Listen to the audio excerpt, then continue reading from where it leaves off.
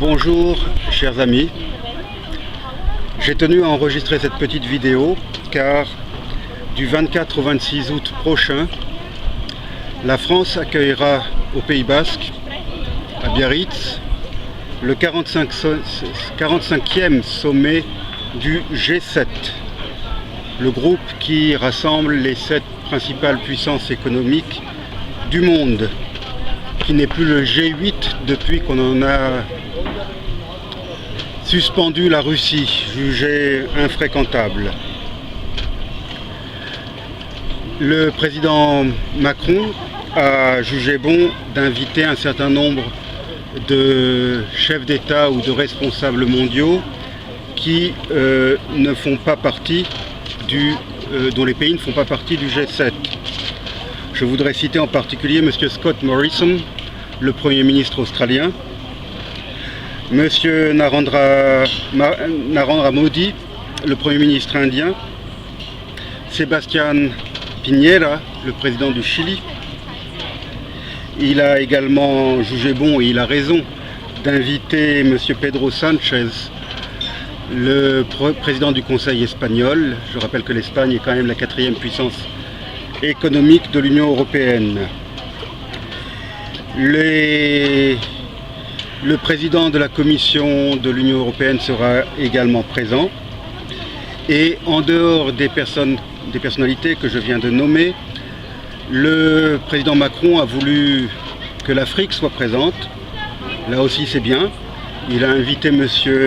Cyril Ramaphosa, le président de la République d'Afrique du Sud. L'Afrique du Sud est la principale puissance économique de l'Afrique.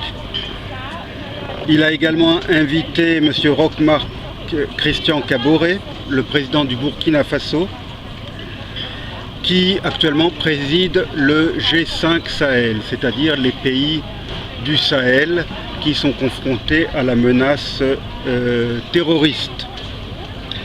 Il a également invité M. Abdel Fattah al-Sisi, le président égyptien, qui, même s'il n'est pas un président exemplaire en matière de démocratie et de droits de l'homme, n'en est pas moins le président d'un pays important, un pays qui compte en Afrique et au Moyen-Orient, et actuellement il est le président de l'Union africaine pour un an. Monsieur Macky Sall, le président du Sénégal, a également été invité. Le président du Sénégal est en ce moment le président du NEPAD. Le NEPAD, c'est le nouveau partenariat pour le développement de l'Afrique, qui est une agence de développement de l'Union africaine. Monsieur Moussa Faki, le président de la Commission de l'Union africaine, est également invité. Je n'ai aucun problème avec toutes ces invitations. Mon seul problème, c'est la présence du plus grand criminel de guerre actuellement au pouvoir. Je veux parler de Paul Kagame, le président de la République du Rwanda. Monsieur Paul Kagame foule aux pieds les droits de l'homme.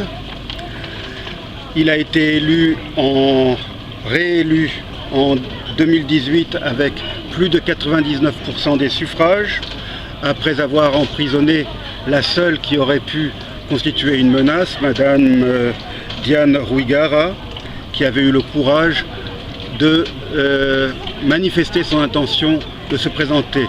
Avant même qu'elle ait pu se présenter, elle fut arrêtée en compagnie de sa mère et de ses sœurs et emprisonnée. Elle est restée 1 an en prison. 7 ans plus tôt, aux élections précédentes, le même scénario avait eu lieu, sauf qu'à l'époque, c'était une autre opposante, Madame Victoire Ingabire, qui avait fait la même tentative. Elle était rentrée d'exil pour se présenter aux élections. Elle en a été empêchée et a été condamnée à 8 ans de prison.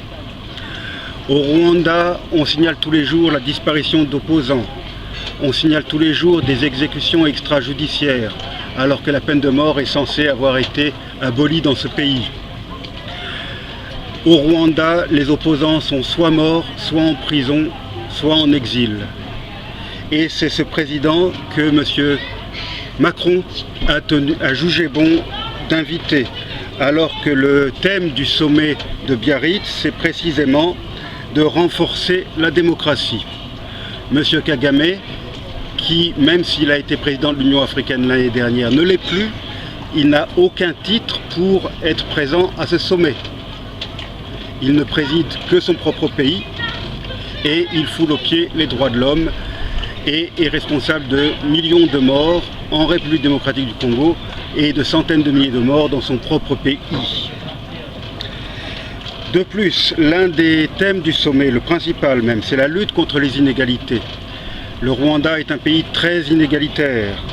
C'est un pays dont on vante la réussite économique. Effectivement, Kigali a changé de visage avec des grands immeubles aux façades en verre, très impressionnants, des rues propres, mais tout cela n'est qu'un décor précisément de façade. Les inégalités sont criantes au Rwanda, la malnutrition fait des ravages dans les zones rurales et M. Kagame a été jusqu'à trafiquer les chiffres qu'il fournit aux pays donateurs et en particulier à la Banque mondiale afin de pouvoir recevoir toujours plus d'aide. En 2018, la Banque mondiale a doublé son financement au Rwanda qui s'élevait cette année-là à 545 millions de dollars. Or, le Financial Times, dernièrement, vient d'apporter la preuve que le gouvernement rwandais avait truqué les chiffres qu'il présentait à la Banque mondiale et aux bailleurs de fonds afin d'obtenir davantage d'aide.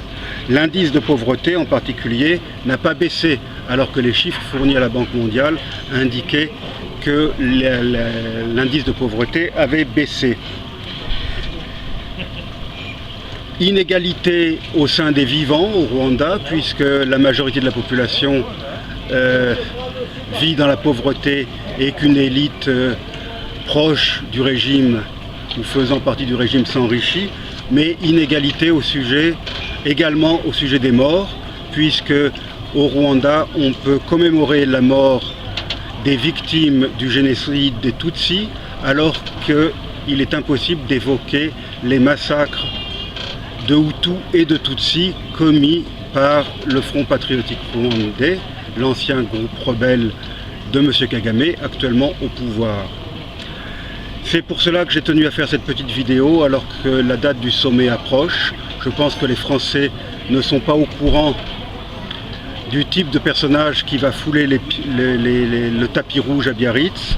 Et j'en profite pour rappeler le livre que j'ai écrit, Rwanda 25 années de mensonges, publié aux éditions Vincentello d'Istria, dans lequel je donne tous les détails au sujet des crimes de Paul Kagame et de son régime, et également au sujet des mensonges qu'il a voulu faire circuler, notamment pour incriminer la France dans le génocide et pour dissimuler ses propres crimes.